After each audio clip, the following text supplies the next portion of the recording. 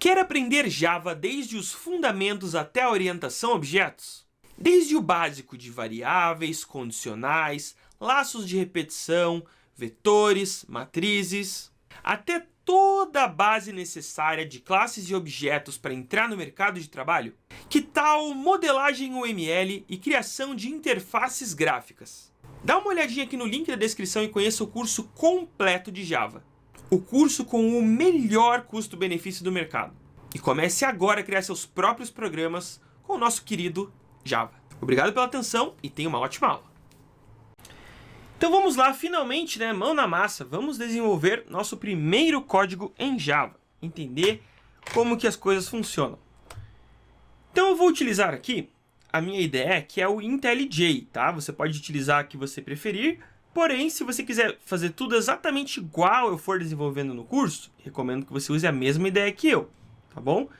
Eu vou criar um novo projeto na minha ideia, vou selecionar o template, né, o modelo command line, porque eu vou desenvolver através da linha de comando, vocês já vão entender o que é isso. E vou criar meu projetinho básico, vou dar um nome para ele, e vou executar, clicando nesse triângulozinho. Então vamos lá para a prática. Então eu estou aqui, ó, com a IntelliJ. Vou abrir do zero, só para vocês verem como é que é. Então aqui, ó, IntelliJ Community, tá? Que é a versão grátis. Vou abrir, ele abre assim, tá? Talvez o seu, como é a primeira vez, talvez ele abra em outra tela, não vai abrir um projeto já. Então eu vou vir em novo, projeto.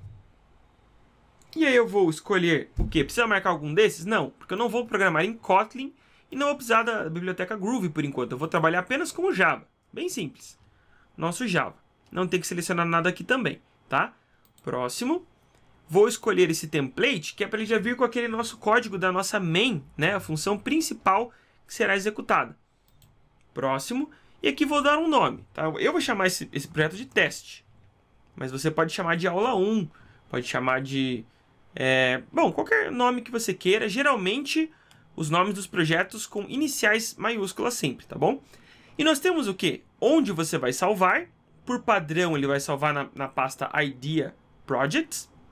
E aqui o nome do seu pacote, tá? Geralmente, por padrão da indústria, o nome fica assim, ó. Com, que é de company, ponto, e aí o nome da sua empresa, ou seu nome mesmo. Então, por exemplo, no meu caso é o One Day Code, seria com One Day Code, tá?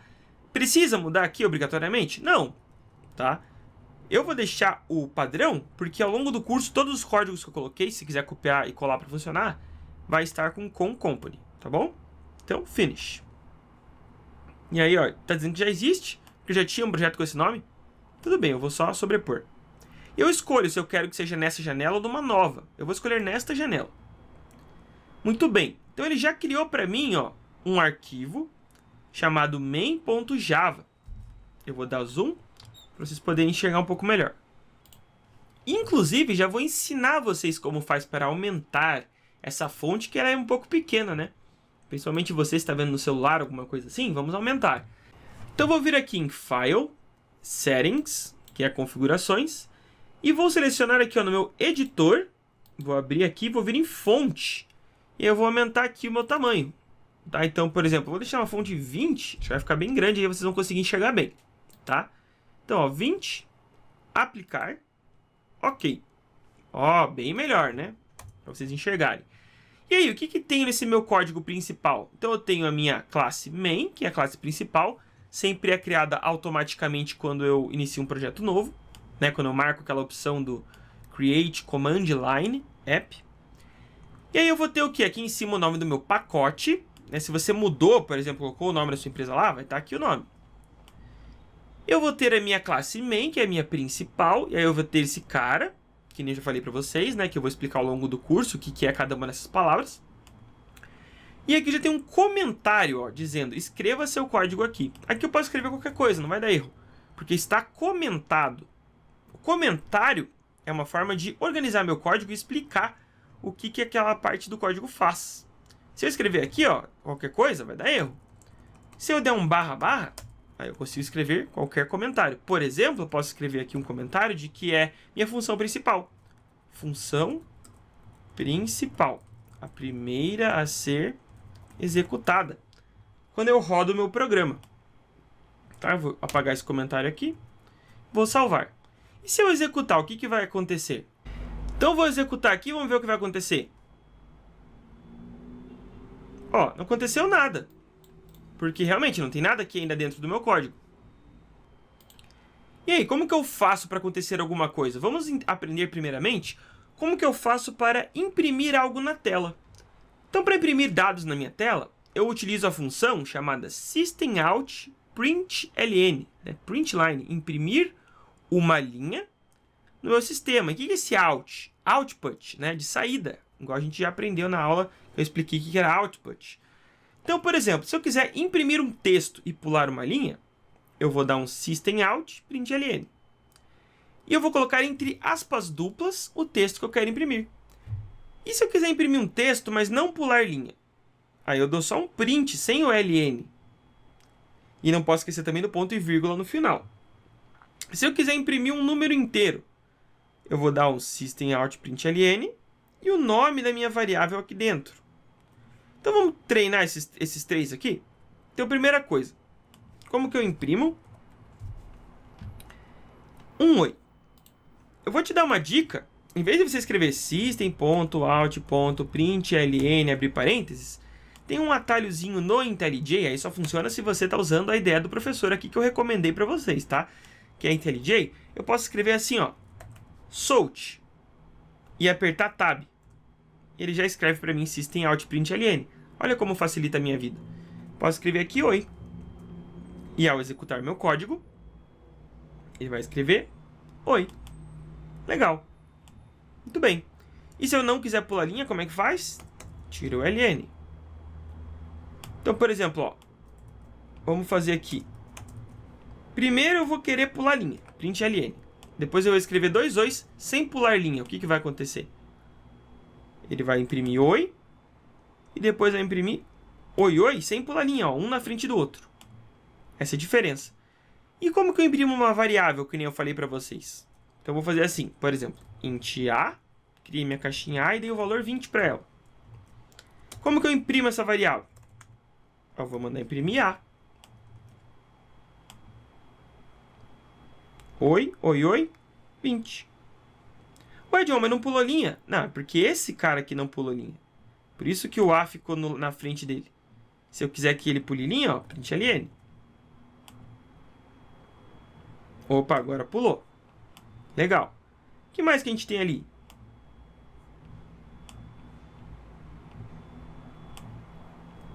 Eu posso também imprimir um texto e uma variável. E eu também posso imprimir uma variável no meio de dois textos. Como que eu faço para imprimir assim? Vamos lá. Então eu vou imprimir, por exemplo, o valor de A é dois pontos. Aí eu uso um sinal de mais A. Esse mais não é que vai somar A. Esse mais aqui após um texto significa que eu vou concatenar. Concatenar significa unir textos com variáveis.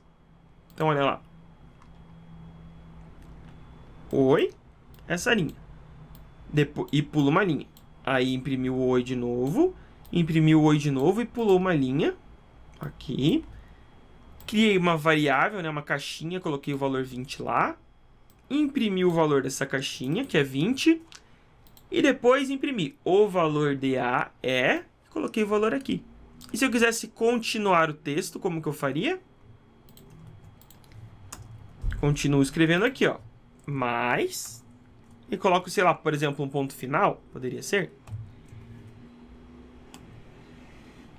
E vai ficar assim, ó. O valor de A é 20, ponto. Acabou. Muito bem. Então é assim que eu faço para imprimir na minha tela textos e variáveis. Legal. Aqui tem um exemplozinho daquele algoritmo que eu ensinei vocês, que eu mostrei com desenhos. Criando A, criando B e fazendo o resultado receber A mais B, imprimindo o meu resultado na tela. Então a gente pegar esse código e rodar ele. Ó, vou copiar aqui a minha main e vou colar em cima dessa. Só pode ter uma main, tá? Então eu tenho que substituir a antiga. Vou executar E tá aqui, ó, o resultado 30. E se eu quisesse mostrar o resultado é 30? Coloco aqui, ó, o resultado é... Coloco o mais. Ué, Diogo, mas você falou que mais não era soma, que o mais era para juntar variáveis com palavras? Sim, quando eu estou usando o SOUT, né? O meu System Out println. Mas quando eu estou aqui definindo variáveis, fazendo elas receberem valores, aí o mais serve para soma. Tudo bem? Então aqui o resultado é resultado. Se eu executar, o resultado é 30. Muito bem. Então aqui está meu código simples do resultado. Então vamos fazer uma revisãozinha para esses conteúdos fixarem mais na sua cabeça? Tudo que a gente viu até agora? Vamos lá. Computar é calcular seguindo determinadas regras. Algoritmo é o conjunto de comandos que vão ser seguidos em uma determinada ordem.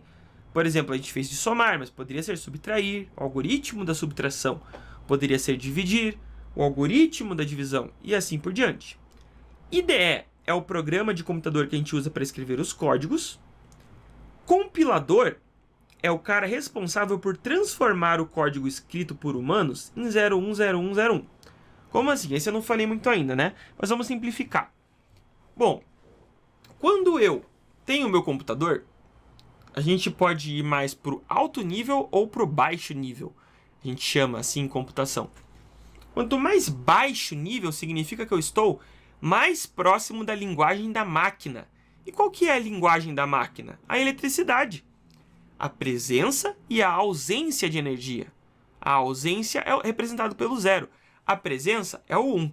Ah, John, mas você não explicou isso direito. Sim, porque esse não é um curso de engenharia da computação. Eu não vou entrar em detalhes sobre funcionamentos de placas, sobre a memória RAM do computador, sobre esse tipo de detalhe que é mais para um curso de ciência da computação ou engenharia. Aqui eu vou explicar mais alto nível, que a gente chama, né? Que é o Java em si. Então eu estou apenas simplificando. O compilador, a nossa IDE tem um compilador.